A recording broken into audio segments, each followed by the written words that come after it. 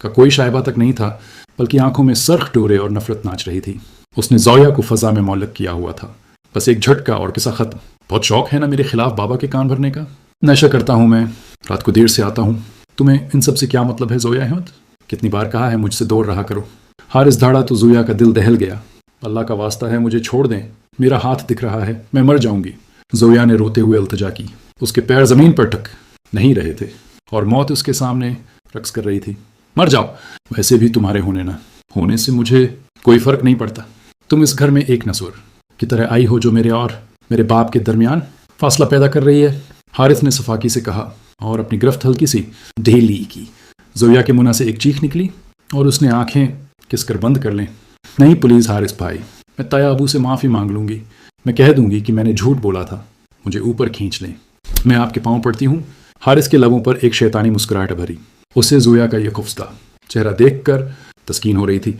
उसने एक झटके से उसे ऊपर खींचा और छत के फर्श पर पटक दिया।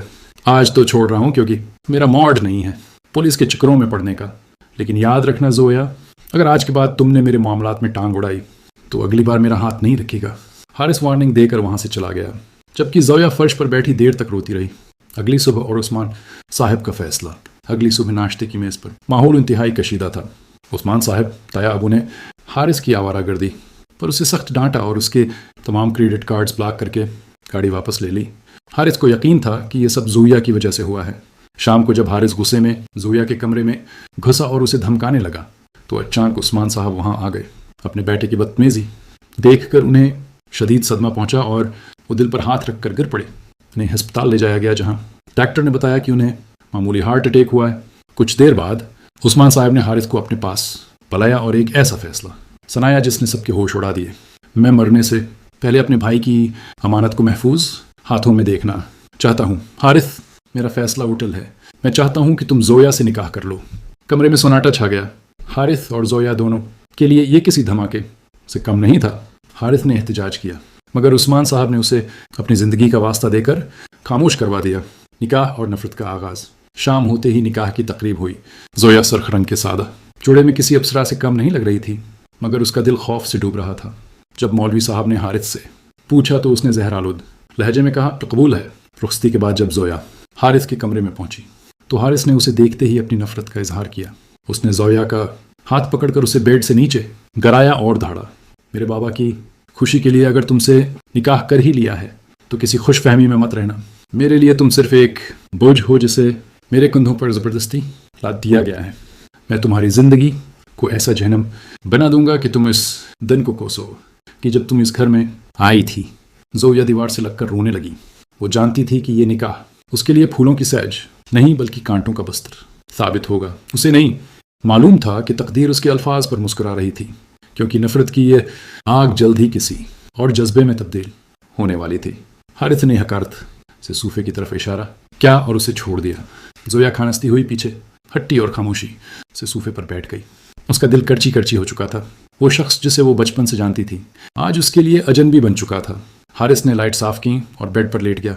कमरे में सिर्फ ज़ेरो का बल्ब जल रहा था, जिसकी मध्यम रोशनी में ज़ोया का हारा हुआ वजूद दिखाई दे रहा था।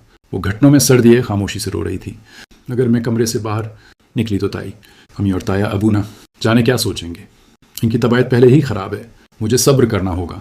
अल्लाह तो सब देख रहा है, ज़ोया ने दिल में सोचा और आंसू पहुंचकर सूफे पर ही समट कर लेट गई। उसका भारी अरूसी जोड़ा उसे चब रहा था, मगर इस तकलीफ से बड़ी तकलीफ उसके दिल में थी। रात के आखिरी पहर जब हारिस की आंख खुली, उसे प्यास लगी थी। पानी पीते हुए उसकी नज़र सूफे पर पड़ी। ज़ोया उसी अरूसी जोड़े में टेक लगाए सो रही थी। उसका चेहरा आंसुओं से जर्द था और मेकअप खराब हो चुका था। वो नींद में भी किसी मासूम बच्ची की तरह ससक रही थी। हारिस पानी पीते पीते रख गया। चांद की रोशनी खड़की से छन कर सीधी ज़ोया के चेहरे पर आ रही थी। वो सरख जोड़े में बेअंतहा खूबसूरत लग रही थी। हारिस ने कुछ लम्हे उसे देखा। उसके दिल में एक अजीब सी कैफियत पैदा हुई। वो नफरत जो कुछ देर पहले लावे की तरह अबल रही थी, अब कुछ ठंडी पड़ती महसूस हो रही थी। सुबह नो और बदलन हुआ लजस सुबह आयजान की आवाज़ पर ज़ोया की आंख खुली। उसका पूरा जिस्म अकड़ चुका था और गर्दन में शदीद दर्द था। उसने हारिस के जागने से पहले वज़ू किया और फजर की नमाज अदा की। दुआ मांगते हुए उसके आंसू फिर बहे निकले। या अल्लाह, मेरे लिए ये इम्तिहान आसान कर दे। मेरे शूहर के दिल में मेरे लिए नरमी डाल दे। नमाज के बाद उसने हारिस के लिए साफ सूट निकाला और इस्त्री करने लगी। हारिस की आंख खुली। تو اسے کام کرتے۔ دیکھ کر اس کا پرانا غصہ لوٹ آیا۔ یہ کیا کر رہی ہو تم؟ میں نے کہا تھا نا میری چیزوں کو ہاتھ مت لگانا۔ وہ دھاڑا۔ زویا نے نظریں جھکا کر جواب دیا، میں تو بس مدد کر رہی تھی، آپ کو یونیورسٹی جانا ہوگا نا۔ حارث نے طنزیہ ہنستے ہوئے اس کے ہاتھ سے قمید چھین لی اور واش روم میں گھس گیا۔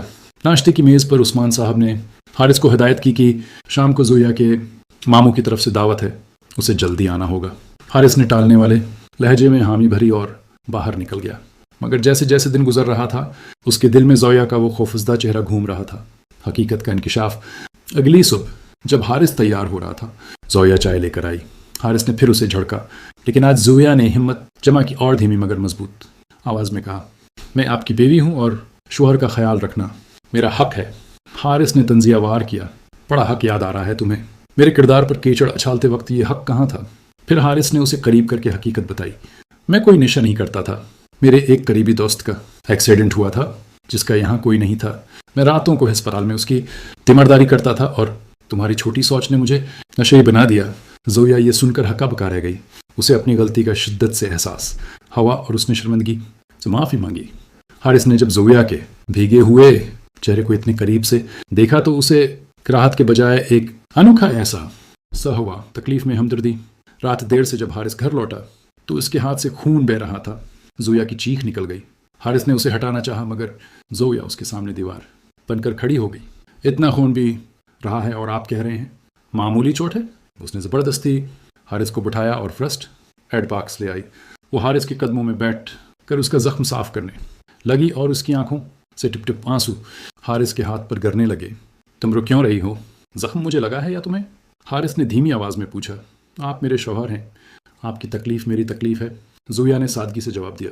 اس جملے نے حارث کے دل میں جمی نفرت کی برف کو پگھلا دیا۔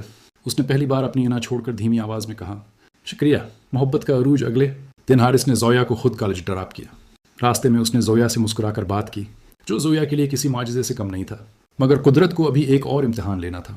شام کو زویا کی طبیعت اچانک بگڑ گئی اور اسے تیز بخار چڑھ گیا۔ حارث جب گھر آیا تو زویا کو بیڈ پر تڑپتے دیکھ کر اس کے ہاتھ پاؤں پھول گئے۔ زویا نیم بے ہوشی میں بڑبڑا رہی تھی، پلیز حارث مجھے مت چھوڑنا، میں تمہارے بغیر نہیں رہ سکتی۔ حارث کا دل زور سے دھڑکا، اسے اپنے ماضی کا رویہ یاد آیا اور اسے خود سے گھن آنے لگی۔ میں کہیں نہیں جا رہا زویا، میں یہیں ہوں۔ اس نے زویا کا ہاتھ اپنے ہونٹوں سے لگا لیا۔ وہ اسے فوری ہسپتال لے گیا۔ پوری رات وہ اس کے سرہانے بیٹھا رہا۔ جب زویا کو ہوش آیا تو اس نے حارث کی آنکھوں میں اپنے لیے وہ تڑپ دیکھی جو اس نے پہلے کبھی نہیں دیکھی تھی۔ اس واقعے کے بعد حارث مکمل بدل گیا۔ وہ لڑکا جو کبھی ذمہ داریوں سے بھاگتا تھا اب ایک مثالی شوہر بن چکا تھا۔ ایک شام اس نے زویا کو فون کیا کہ وہ جلدی گھر آئے گا اور اسے تیار رہنے کو کہا۔ زویا نیلا لباس پہن کر آئینے میں خود کو دیکھ رہی تھی جب حارث کمرے میں داخل ہوا۔ اس کے ہاتھ میں پھول تھے۔ کمرے میں داخل ہوتے ہی حارث کی نظر زویا پر پڑی تو وہ وہیں ٹھہر گیا۔ زویا اسے دیکھ کر شرماتے ہوئے مسکرائی۔ حارث سحر ازدہ سا چلتا ہوا اس کے قریب آیا۔ زویا کی نظریں جھکی ہوئی تھیں۔ حارث نے اس کے قریب آ کر اس کا چہرہ انگلی سے اوپر اٹھایا۔ آج تک میں نے چاند کو آسمان پر دیکھا تھا، لیکن آج تو وہ میرے کمرے میں اتر آیا ہے۔ حارث کی بھاری آواز گونجی تو زویا کے گال شرم سے سرخ ہو گئے۔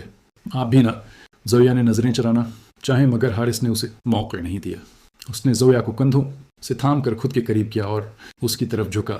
میں سچ کہہ رہا ہوں زویا، اتنی خوبصورت لڑکی میری کزن تھی اور میں ہمیشہ کی طرح اندھا ہی رہا۔ میں نفرت کی آگ میں اتنا اندھا ہو چکا تھا کہ مجھے تمہاری اچھائی دکھائی ہی نہیں دی۔ اب جب تم میری بیوی بن چکی ہو تو لگتا ہے دنیا کی خوبصورت ترین لڑکی یہی ہے۔ حارث کے اس اعتراف نے زویا کی آنکھوں میں نمی لا دی۔ میں تو ہمیشہ سے آپ کی ہی تھی حارث، بس آپ نے مجھے کبھی سمجھا ہی نہیں۔ زویا کی آواز بھر آئی۔ جانتا ہوں میں بہت برا تھا، میں نے تمہیں بہت تکلیف دی۔ چھت والے واقعے سے لے کر نکاح کی رات تک میں نے ہر لمحہ تمہارا دل دکھایا، لیکن اب میں اپنی باقی زندگی تمہاری خوشیوں کے نام کرنا چاہتا ہوں۔ حارث نے اس کا ہاتھ پکڑ کر اپنے ہونٹوں سے لگا لیا۔ یہ پہلا بوسہ تھا جو زویا کی روح پر لگا تھا اور حارث کی نفرت اب مکمل طور پر محبت میں بدل چکی تھی۔ مجھے آپ سے کوئی شکایت نہیں ہے، جب اللہ نے آپ کو میرا نصیب بنا دیا تو پرانی باتیں میں بھول گئی، زویا نے مسکرا کر کہا۔ حارث نے نرمی سے اپنا ہاتھ بڑھایا اور اس کے چہرے کو اپنے ہاتھوں کے پیالے میں لے لیا۔ اس نے انگوٹھے سے زویا کے بہتے ہوئے آنسو صاف کیے۔ یہ آنسو مجھے تکلیف دیتے ہیں، آج کے بعد تمہاری آنکھوں میں صرف خوشی چمکے گی اور یہ میرا وعدہ ہے۔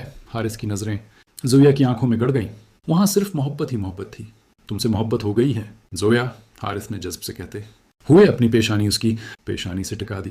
دونوں کے درمیان فاصلہ سمٹ چکا تھا. یہ وہ محبت ہے جو چھت سے شروع ہو کر دل میں گر گئی.